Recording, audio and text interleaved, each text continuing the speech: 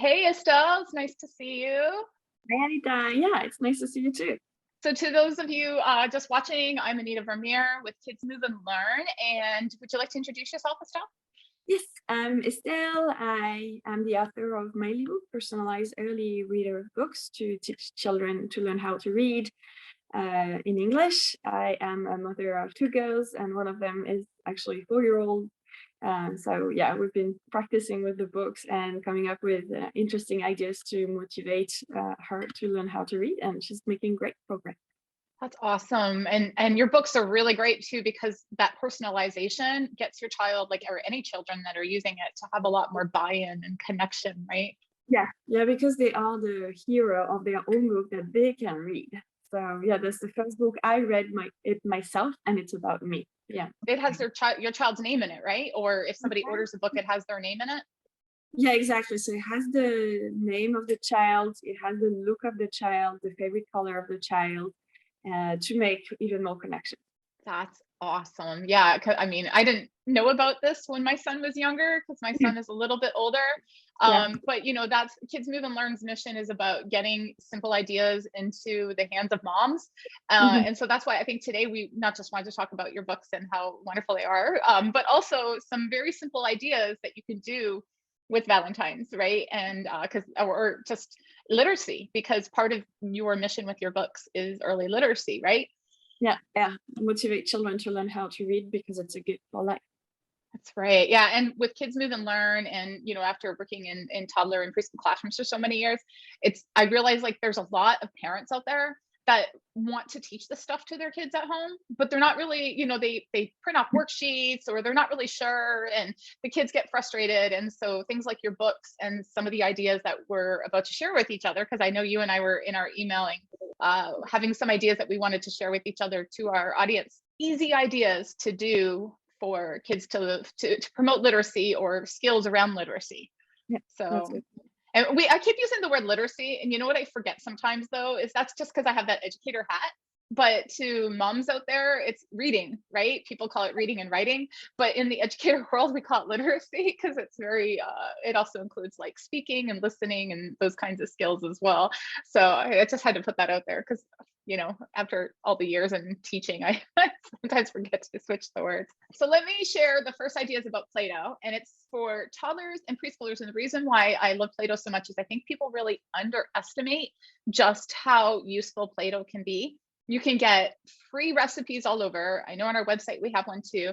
And the reason why Play-Doh is a skill for early literacy is because it's that finger muscles that they need to develop when it comes to writing. And you can have so much wonderful dialogue and conversations around Play-Doh that can help build children's early literacy skills, and even embed, like, letter identification, like recognizing letters. And so, for example, if you have Play-Doh, and, well, first of all, I suggest to people get rid of all those crazy Play-Doh toys, like cookie cutters and stuff. Sure, they might seem cute, but they really kind of narrow what a child's going to do with Play-Doh. If Mm. you instead, like, just throw in some popsicle sticks or some straws, or even like plastic, like knives, or just, actually, a quick tip: plastic knives seem sometimes too sharp for toddlers, but if you just file off the little teeth, they're perfect for toddlers. And then Mhm. they can cut Play-Doh really, really simple, and you don't have to go spend any money on that kind of stuff. But anyway, so one thing what I used to like to do with when I was working in a toddler classroom is I would just take a piece of paper like this and write the kid's first letter on the piece of paper, stick it in a sheet protector, because laminator machines are expensive, but stick it in a sheet protector, and then just get the child to, make lines with the Play-Doh on it. So they're working on their skills, the finger skills, and they're recognizing the letter. Or sometimes I even did it this way.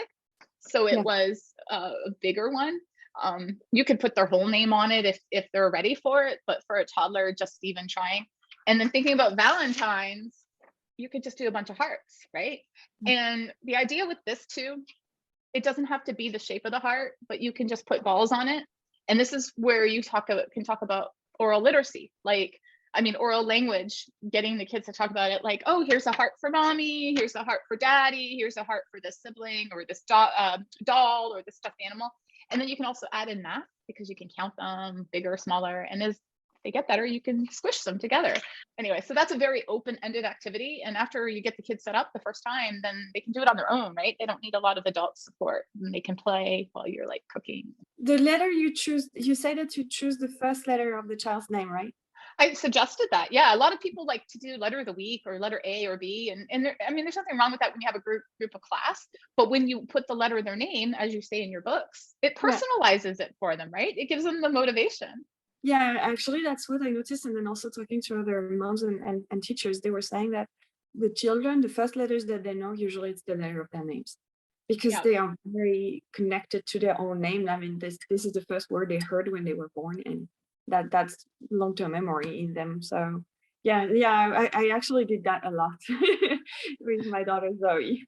So yeah. Well, and the other idea that kids connect to is things that they eat or places they go, like a T for Target, a W for Walmart, things like that too. And when you are like, when you're teaching in a classroom, those are things that you would do to add on to it. So like, if you're not ready or you don't want to start with the child's first letter, you could start with other things that they know, and they're going to get way more engagement about it, and you can talk about it. So yeah, for us, so I did play with my daughter's first name, but also like mom and papa. This MMP arrived quickly, like the siblings' names also. And then I was following a channel, and like she also was saying, the other option is using the child's last name, which then continues the learning with other letters. What my daughter told me is that she's also very attracted in the name of her friends, of the letters of the friend's first name. So her best friends are Sarah and Tanvi. The next letter she learned was S and T. That's very, very interesting, because what I discovered is at school, you know, when they have the cubby, this is Sarah's cubby, and it starts with yes, and they can recognize the first letter. Yeah, so very true. It can be done with the names around the environment. Target, if they are connected to Target. During pandemic, I don't know if children often go to Target. Right, they may not have been going out as much, but it's all about making it connected to them to get them to buy in. To their interest. If they like Target, I would go with Target. And then, and like I said, that it's that conversation you're having around it too. Like if you're talking about Valentines and love and hearts and stuff, you know, it's like about that connection about why those people or places are significant to them, and you know, giving to others. Like that's kind of why I like this kind of like idea too, where you can pretend that you're giving a heart, like, or pretend you're making cookies and you're baking them on a sheet, and you know, those kinds of things. Oh, that's actually a good segue for my personalized idea. Cookie cutters, So what we've been doing with my girls is, I brought them, like we bought for Valentine's Day. Oh, how cute. I love you. Awesome. Words and like shapes. So what we've been doing is my girls love cookies, butter cookies. So we use one of the recipes on the internet. What I like with that idea of recipe is like it's also very Montessori style, like the touching, the measuring, the doing together in the kitchen. Like when you have the flour on the table, you can have them trace letters in the flour. Use the senses, also the touch, which is very important while learning. So a lot of things around cooking in addition to spending quality time. And then once you have the cookie cutter, what we've been doing is to use icing pen, and so they can practice writing on the cookie. And if you don't like cookies, like you can also do just a yogurt cake, and also have them like I love you, write I love you with the icing pen, and make nice colors with that. That is practicing writing and reading. So this has been an activity that like it's an afternoon activity that then is just delicious. The only problem is that the cookies last just 20 minutes after having spent maybe an hour doing all the cookies, but that's okay. That's part of it, right? It's that process, that time together. Yeah, exactly. So I know that once I start the Valentine's cookie season every week for multiple weeks, we eat a lot of butter cookies. So That means you need a lot of exercise. Yeah, then you need to go outside. To burn. Well, actually, it's really funny because my next activity, and this is totally not planned, but my next activity is a gross motor, like active activity. And so you could do this while the cookies are baking, or the next day. And what it is, and I used to do this in the classroom all the time, is I would, and with my son, right? I have a heart that has my son's name on it, one that says mommy, another one of his stuffed animals. You can put daddy, siblings, things like that, right? And what you do is you put the hearts around the room. First, I mean, you dance with them. So it's a freeze dance game. You first would like dance with them and then practice stopping, and then dance with them and stop. So they can learn that sort of stop and go, which, by the way, is a really good skill for like self-regulation and self-control that, is needed in preschool, because they need to be able to listen and stop and go when you tell them. So listening to the music, freeze dance is great, right? And then what you do is you can introduce the hearts and say, okay, so this is mommy's heart. You see it says mommy on it, right? And put it down on the ground. So the music stops, and you put your child's name on one and you put it on the ground. So the music stops. You have to run to your heart really fast and freeze. So that way they have to find it, right? And you can start out with just even 2 hearts, right? Mommy and the child's name. And then you can build and build. You could put, if they get really good, I mean, you can build right names for like their classmates, their cousins, their friend, right? Yeah. And if it's too difficult too, you could even just do like the first letters, like, how you were saying before, but that gets them actively moving. Yeah. And another activity you can do with these hearts is hide and seek too, which I like this activity because it doesn't require mommy to move after you teach it. You can like be on the couch and just like chill. So it could be like, I can work with my daughter. She's like, mommy, it's your turn now to hide. Yeah, but you know how they love hide and seek? And I personally, I don't like hiding myself. I like hiding objects. So I would take the hearts and hide them somewhere somewhat obvious, so like the corner sticking out somewhere, or all in one room, like in their bedroom. And then you have to go find them. So, and then, or just go find your heart, right? Like, let's race and go find all the stuffed animals' hearts. Who can get them, and name them and practice them and stuff like that. So it can be a little active. If you have more than one kid, you can get them to do it together on their own. Yeah, and help read like with the other one. Like for me, I see like my daughter now is good with the letters. She's learning sight words, and I know that this is about repetition. And so instead of putting the letters or the names for those who are a bit more advanced, like it can be sight words or even words themselves. That's a great idea. Yeah, right, exactly. When they get a little bit, well, I wouldn't even say older, it just depends, ready for it. Like, because some 4-year-olds are beginning the sight words of the, is, right? That's what Zoe is doing. Yeah, that's what we're learning right now. Yeah, you can add that. You could almost like create a sentence of 5 hearts, right? The cat is in the box, or something very simple, right? And then, go find them and then put them in order.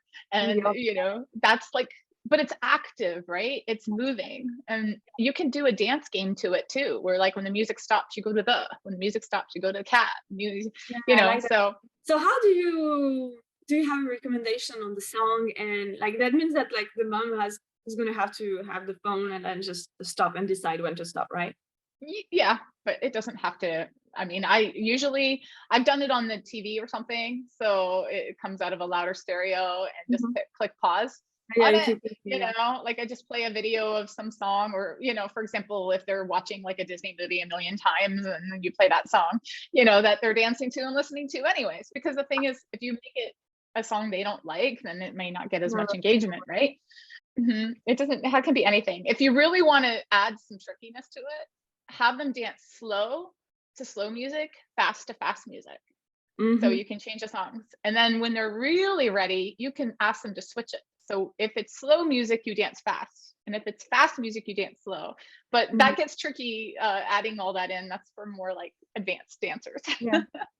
So let me share my third idea with you that I have before, and then I want to hear your other ideas too. Because the third idea, I don't want to get into too much detail of it, but because I just uploaded onto the website a Show Your Love calendar.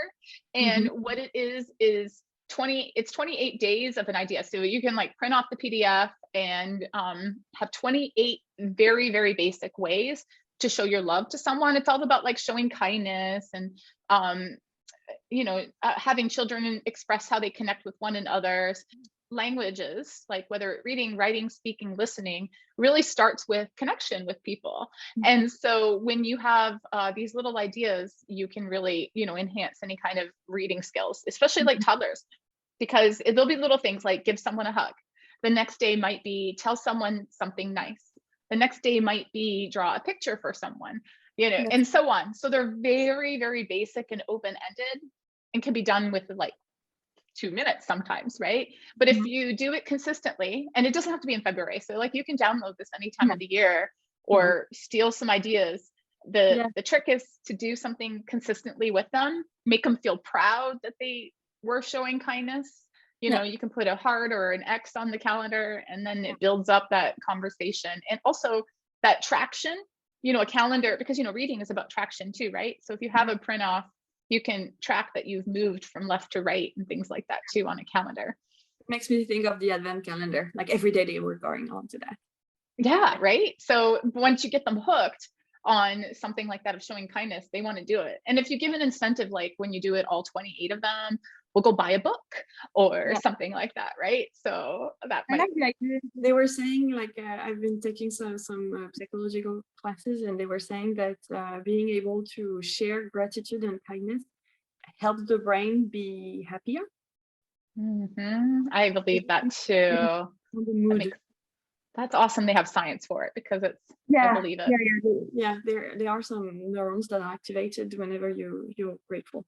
Yeah. And right now, I think that even a lot of adults could benefit doing this with their child, right? Because again, it draws connection between the two of you and as a family. I think that the parent has to do it, like showing the model. Also, I can see sometimes like the children, they're like, oh, I'm not sure I'm going to do it. But like if the parent does it, then the child is going to do it maybe later. I noticed that a lot. That's a good point, because honestly, sometimes people are like, oh, my child's too little to get that. My child's too young to do that, or my child can't do that. And honestly, if they see the parent modeling it, then they start believe. It's just like a baby listens to words before they speak it, right? A 2-year-old, 3-year-old, or a child not ready for those skills, if they see the parent modeling it, so there's nothing wrong with doing it every single day to show your child also, even if they're not doing it, if they're doing it watching you do it. It's sometimes it's like a couple of days after that they reproduce whatever I've been doing, or several months later. But I like there is a real effect of role modeling. It's really impressive. Like I can see also, like with my older daughter and my younger daughter, everything the older one is doing, the younger one. Crazy. It's actually now like they need to actually separate activities, because the older one, like, it feels that it's too oppressive. But that's role modeling. Like we have such a big role in teaching our children just by behaving. Very true. Very true. That's why it's being a model of reading is important just as much as everything else. For sure. Yeah. So share with me your other ideas that you had. So this was the activity we did with my daughters. So this is a personalized heart. So we did take some painting, and then so we were thinking about the person we wanted to offer the heart, thinking about their favorite color. Aww. Then painting it. So in this case, we decided to go with just one color. I didn't take the example, but like the younger one decided to do rainbow because her friend likes rainbow colors, so it was all a rainbow colored. The reason why we like this is because there is actually some writing at the bottom. I don't know if you can see. So this is my daughter Amy who did this. This one was the model I was showing to my daughter. Like I wrote the name, and then I wrote from and mom. So there are multiple things I like. First, it's practicing writing skills thanks to the paint. It's practicing artistic development also. It's personalized, so it's thoughtful, thinking about the other person, and like that you can practice sight words from, and then that makes a very nice gift. It's like modeling, and it's fun for them to paint. And so yeah, at the end we had, and I don't know what they did with theirs. Like I had mine, and then my 7-year-old had like 6 of them because she was so inspired. And then my daughter started with the heart and then did a star because she was thinking about the person she wanted to give it to. So we had a beautiful artwork with all the work we did together. Now I think oh yeah, that's why I don't have it. She actually gave them at school. Oh, She gave them at school. She was not able to wait until Valentine's Day. talk That's how I about kindness and giving. yeah, they actually gave them right away. So yeah, but that shows the engagement. Like obviously we had a great time together. This was colorful. At the end, also what I liked in the Montessori principle, they actually helped me clean. And so at the end, I was not the only one cleaning up, which is one of the advantages of growing up also and asking for help. So it was a very complete exercise of painting and then writing and then giving and then cleaning up.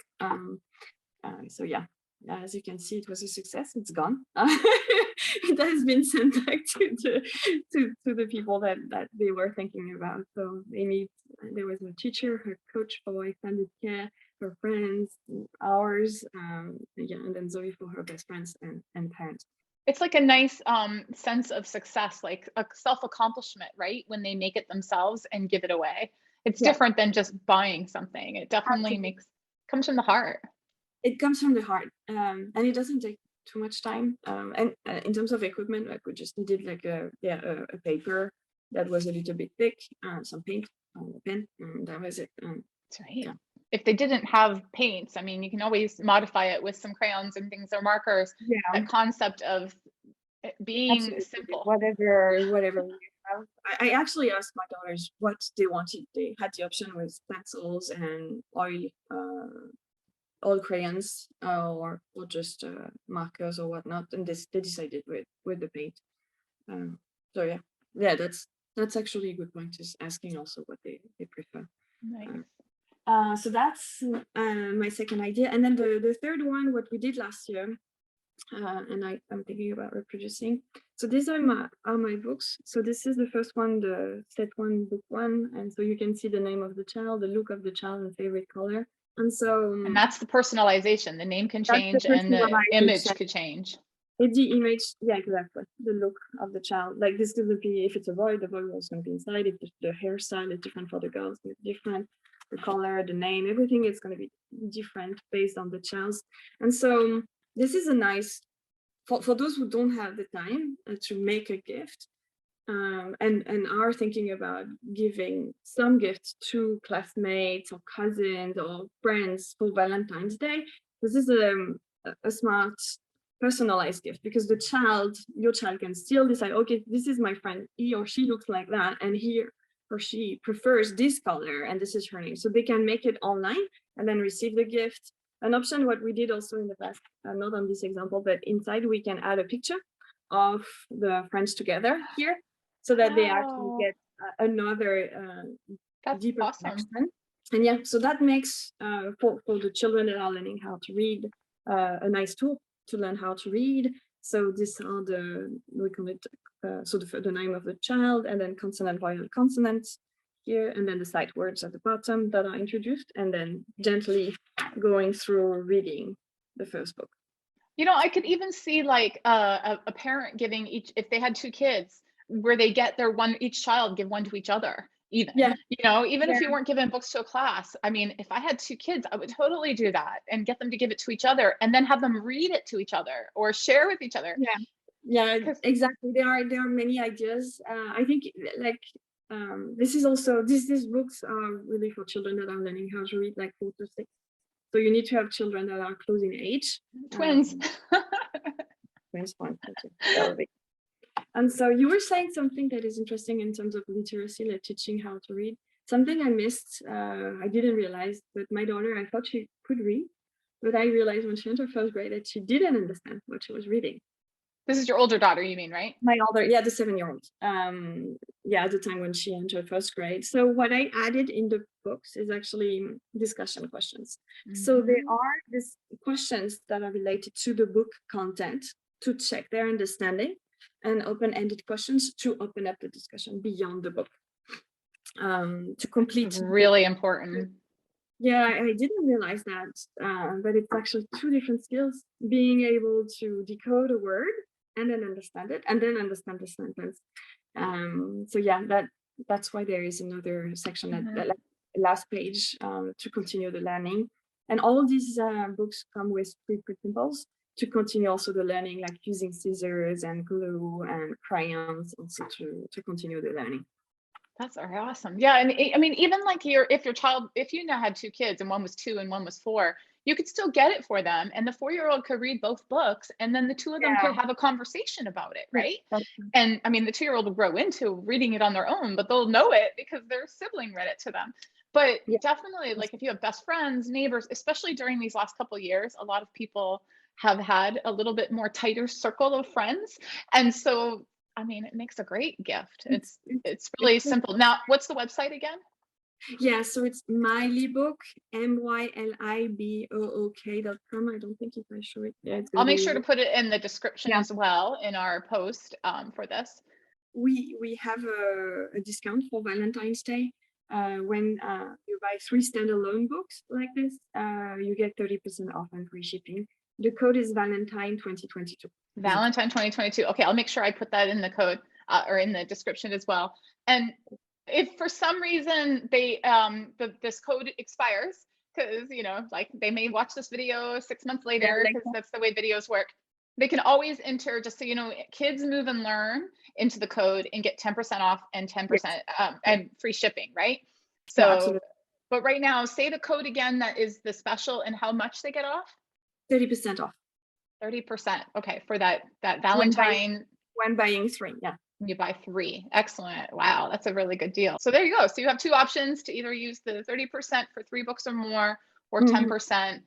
Either way, free shipping. So make sure it is a really, honestly, I mean, one of the reasons why you and I connected, I think way back when we first met, is because it really does connect to a lot of early literacy best practices.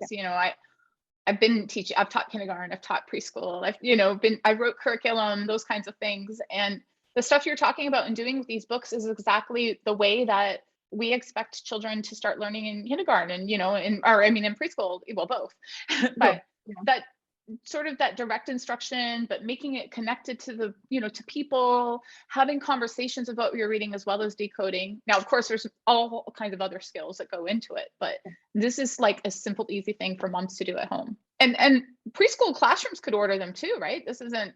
Yeah, absolutely. Yeah. I have teachers. That's what they do, is like graduation gifts or special events, like this is Christmas, or somebody had, like, a child did something amazing and they want to congratulate. So yeah, I have schools that use the books and the resources, actually the free resources for their own. That reminds me, like when my son was in preschool and in kindergarten, his teacher's like end of the school year gift was a book.